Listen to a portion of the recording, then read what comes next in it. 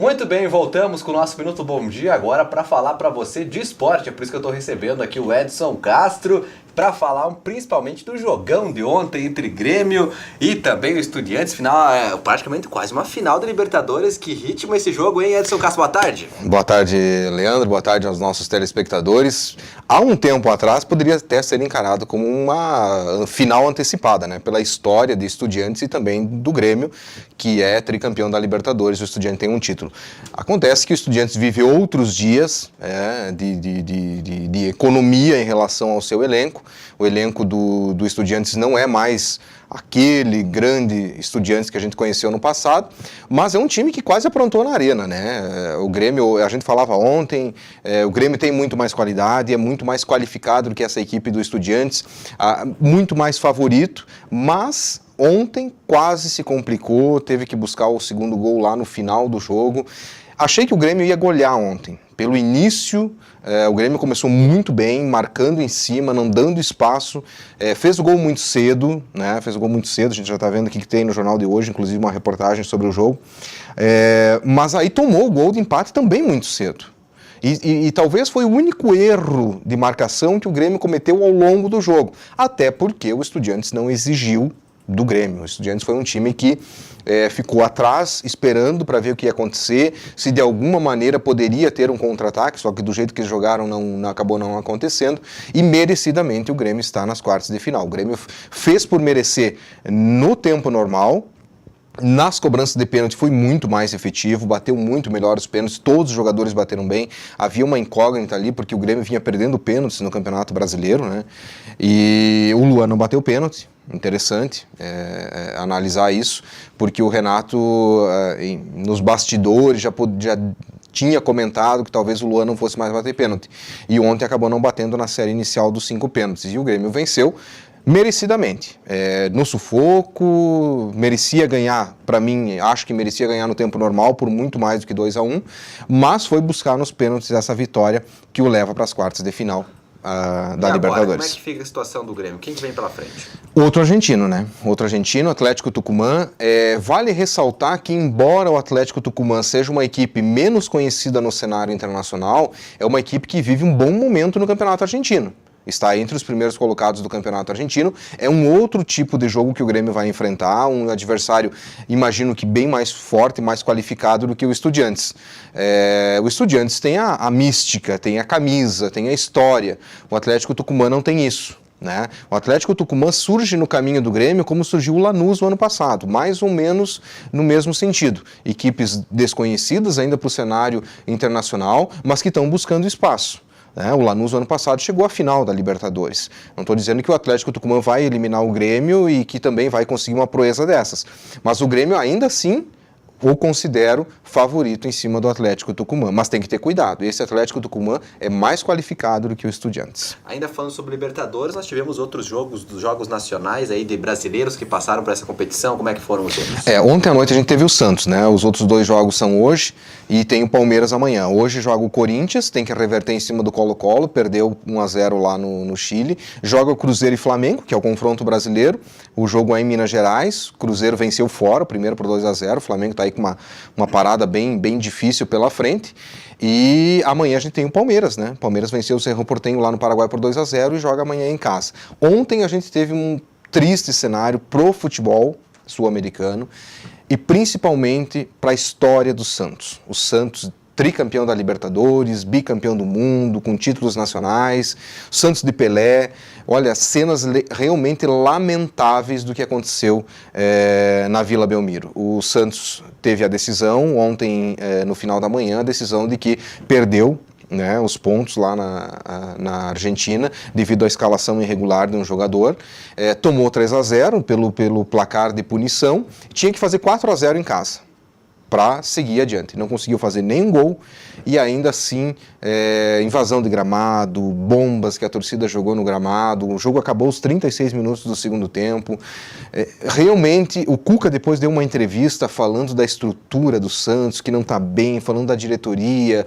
Quer dizer, tem muita repercussão em cima do que aconteceu desse jogo do Santos contra o Independiente. O Independiente avança na Libertadores, o Santos está eliminado, mas o Santos vive realmente um drama, porque lá no Campeonato Brasileiro também ainda luta contra o rebaixamento. Existe todo um processo de impeachment contra o presidente do Santos. A gente pode ver uma história bem complicada do Santos esse ano. O Santos que já não vinha bem aí no cenário nacional, mas que agora parece que afundou de vez. Estaria pintando talvez esse aí o nosso rebaixado aí deste ano, dos grandes clubes aí para a Série B? Sempre tem um... sempre não, mas normalmente tem um grande que fica ali brigando, né? Eu não sei se o Santos vai ser rebaixado, porque vamos combinar que tem muito time ruim dos times menores disputando ali a zona de rebaixamento. Embora a gente tenha o Atlético Paranaense se recuperando muito bem aí, principalmente nas últimas rodadas. Mas o Santos tem que tomar cuidado. O Santos hoje é um candidato sim ao rebaixamento pela bagunça que está lá na Vila Belmiro e pela qualidade do time também, que não é tudo isso, né? A qualidade do time é razoável.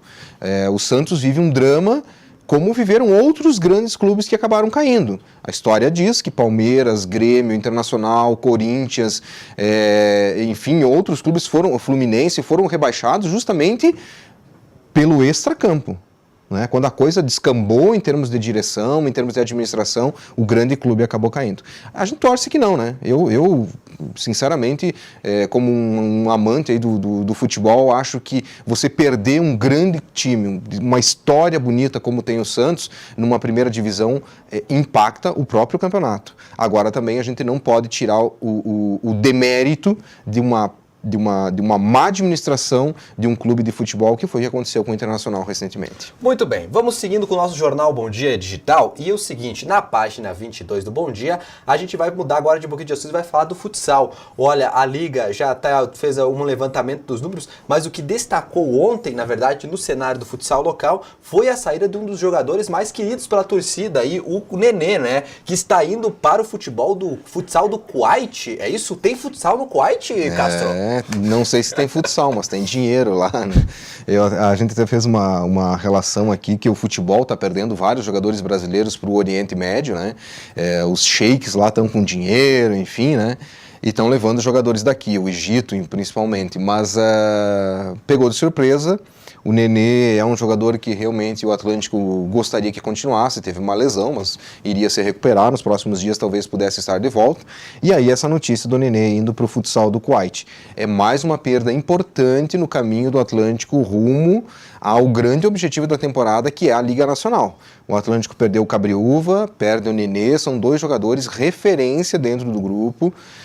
O Cabriúva, embora não tenha começado bem o ano, estava muito bem quando saiu, e o Nenê vem de uma sequência muito boa. O Nenê foi um jogador imprescindível naquela campanha do Gauchão de 2016, jogou muita bola no Nenê, 2017 voltou a estar bem, esse ano estava bem de novo, então realmente duas perdas bem importantes. O Atlântico está tentando repor, chegou o Ian, que é um jogador muito rápido, muito hábil, mas é jovem, enfim, tem que dar um tempo aí para ele também. O Portuga é outro jogador que chegou e me parece tem dado uma boa resposta, mas eu acho que o Atlântico vai ter que ir atrás de mais um nome aí para... Porque perdeu o Nenê e o Cabriúva, Leandro, são da mesma posição. Então, na mesma posição, acabou perdendo duas peças extremamente importantes. Porque, por exemplo, a Liga Nacional é uma liga forte e precisa-se de realmente jogadores com experiência para jogar um futsal bem rápido, né? A gente tem acompanhado aí e agora são novas caras e vamos continuar acompanhando. Bom, ontem você e também a Caliandra Alves Dias puderam conversar um pouquinho com o Nenê, conversaram com ele por telefone e a gente vai mostrar então um pouquinho agora dessa despedida do Nenê da torcida do Atlântico, que ele vai pro Kuwait agora. Te liga. Após defender a camisa do Atlântico por quase 3 temporadas, o ala Nenê se despede de Erechim. O jogador é o novo reforço do Kuwait no Al Arabi. A última partida do atleta com a camisa do Galo ocorreu na semifinal da Taça Brasil, quando o time erechinense venceu a Açoeva por 2-1. Agradeço muito ao Atlântico pela oportunidade que me deu em realizar um sonho, que era disputar uma Liga Nacional.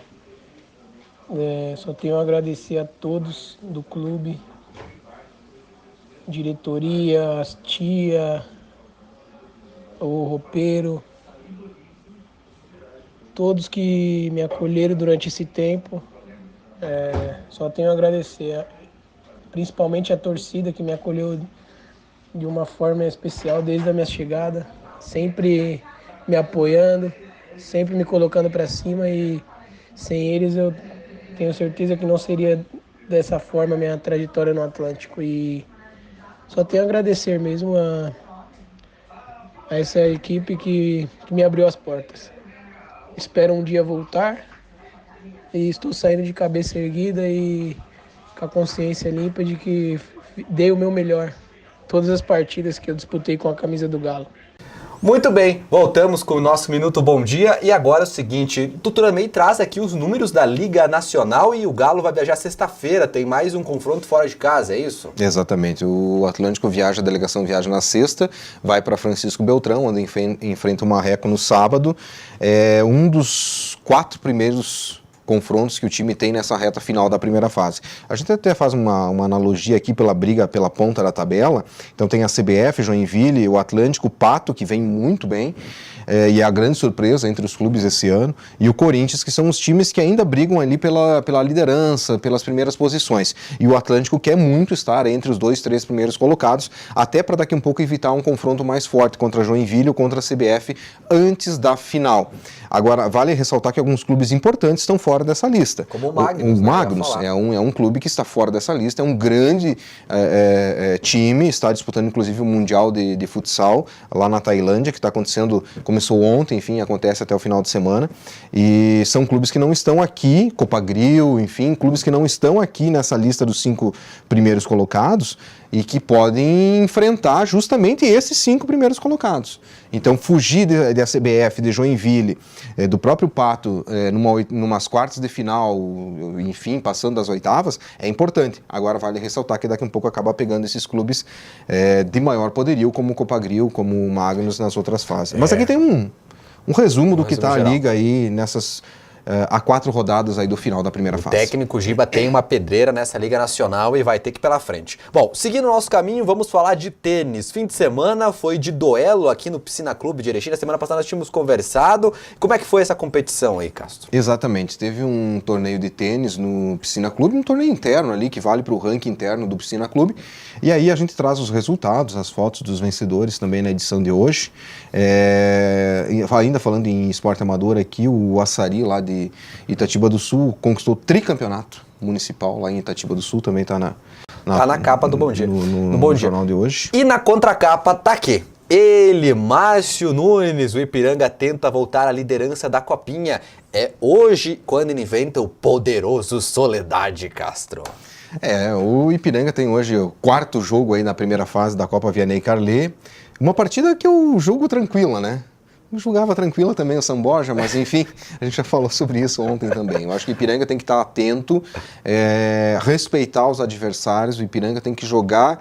O Ipiranga hoje, no grupo, tirando o Internacional, o Ipiranga é o time a ser batido. Então tem jogo que você vai ter que jogar exatamente como o teu adversário quer que você jogue. Não dá para se atirar porque eu sou superior, porque daqui a pouco acabar acontecendo o que aconteceu com o São Borja.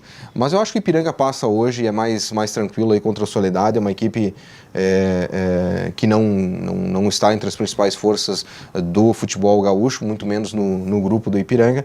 Acho que dá para buscar assim uma vitória e tentar recuperar essa liderança. Mas o Nunes está com o time completinho aí, não tem nenhuma baixa aí direta grande que vai fazer diferença. Não, inclusive o Simon está aqui na foto com ele, né? O Simon está voltando de lesão, já jogou contra o Internacional e havia essa questão se o Simon hoje. sairia, não sairia, né? Acabou ficando no time, ele tinha uma possível negociação com outro clube gaúcho, mas por enquanto permanece jogando no Ipiranga, né? Sim, permanece e eu acho que vai ficar até o final da Copinha. Aqui na foto, inclusive, tem o Jackson, que é um jogador que ainda não estreou, dos recentes que chegaram, e vai estar à disposição do Márcio Nunes hoje à noite. Na contracapa do Bom Dia também é destaque a Série C. Ontem nós acompanhávamos aqui e é o seguinte, eu não sei se isso é bom ou é ruim, mas os 4 times que estavam na fase de grupos do Ipiranga estão na Série B do ano que vem. Ontem subiu o Cuiabá, um belíssimo jogo contra o Atlético Acreano. Olha, jogaço lá na Arena, acho que foi na Arena Pantanal, né, Calendra? Ou foi lá no Acre? Sei lá onde é que foi. Foi no Acre.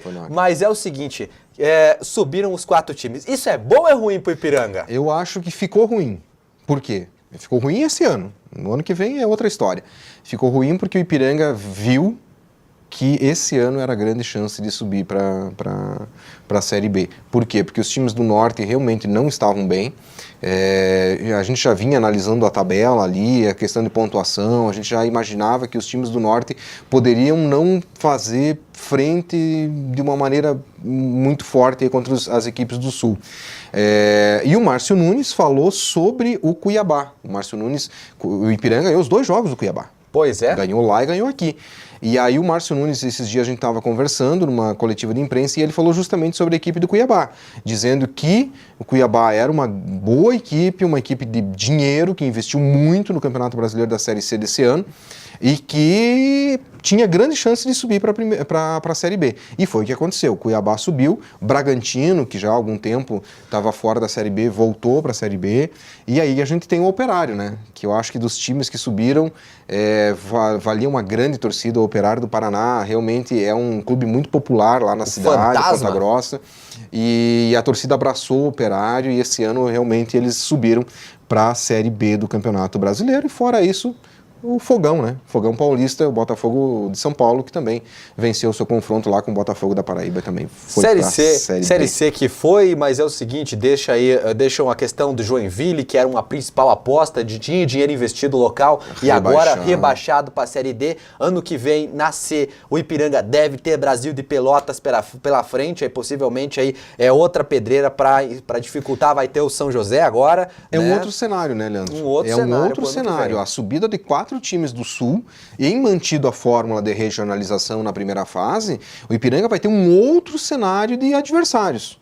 A gente vai ter que ver quem é que vem para esse grupo que vai ser montado em Ipiranga. A gente sabe que o São José do Rio Grande do Sul vai estar aí, o Brasil de Pelotas vive uma situação, um drama aí na Série B, o próprio Juventude vive um drama na Série B também, mas assim, vai ser um outro cenário de enfrentamentos no próximo ano. Ipiranga vai ter que se preparar, porque daqui a um pouco pode surgir algumas forças ainda maiores aí no... E fica o exemplo, claro que não dá pra gente comparar com o Cuiabá. Cuiabá é um time que está numa capital, o Mato Grosso do Sul, não tem uma tradição, mas está numa capital, né? Lá eles têm uma grana, tá na capital do estado. Agora o seguinte, o trabalho feito pelo Operário, principalmente que a torcida abraçou essa equipe lá, é algo que o Ipiranga tem que dar uma olhadinha nesse ano, para ano que vem tentar seguir. Né, e o torcedor do Alto Uruguai também, né? Torcedor. Não vamos falar A gente tá cansado de ver o Ipiranga estádio vazio, né? Com o torcedor. Eu acho que o torcedor tem que fazer uma meia-culpa aí, porque o Ipiranga precisa muito desse esforço. A gente viu que Chapecoense, Joinville, Operário e tantos outros clubes acabaram subindo rapidamente da Série D para a Série A do Campeonato Brasileiro, que foi o que aconteceu com o Joinville e a Chapecoense recentemente, por causa da torcida.